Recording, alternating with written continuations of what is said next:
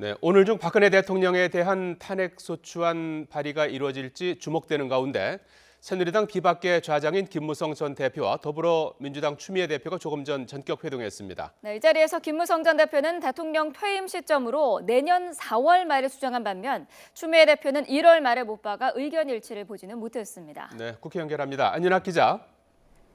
네, 국회에 나와 있습니다. 예. 자, 탄핵안 발의가 이제 임박해 있는데요. 김무성 전 대표, 추미애 대표의 회동 소식부터 전해주시죠.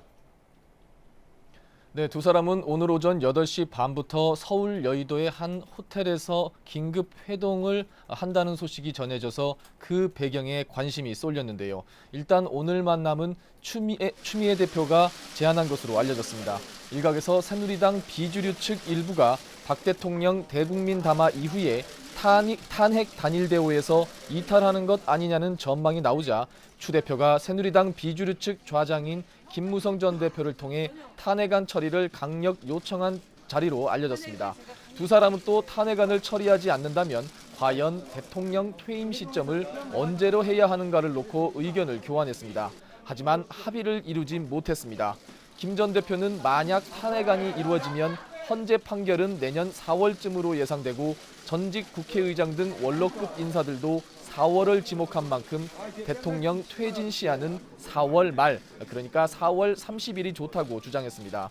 반면 추미애 대표는 탄핵과 동시에 대통령 권한이 정지되는 만큼 대통령의 사퇴는 늦어도 1월 말까지 이루어져야 한다고 맞선 것으로 두 사람이 회동 뒤 브리핑에서 밝혔습니다. 일단 두 사람이 의견 일치를 보진 못했지만 사실상 양측 간 대통령 퇴진 로드맵을 위한 협상이 시작됐다는 점에서 의미가 있다는 분석입니다. 네, 새누리당 비주류 측 입장을 좀 자세히 살펴봐야 할 것 같은데요. 오늘 아침에도 비주류 측 비상시국위원회 회의가 열렸죠.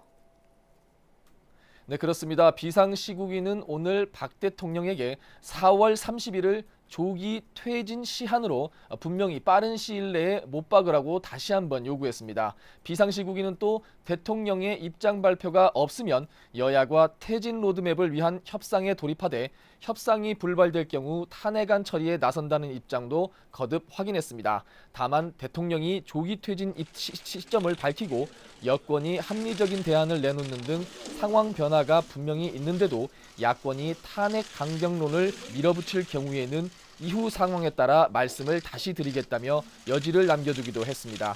이런 가운데 탄핵을 위한 야권의 압박 강도는 나날이 높아지고 있습니다.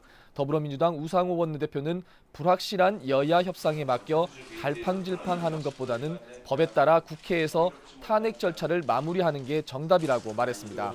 탄핵 가결 이후의 전국 수습 방안은 그때 가서 여야 간 대화를 해도 충분하다는 주장입니다.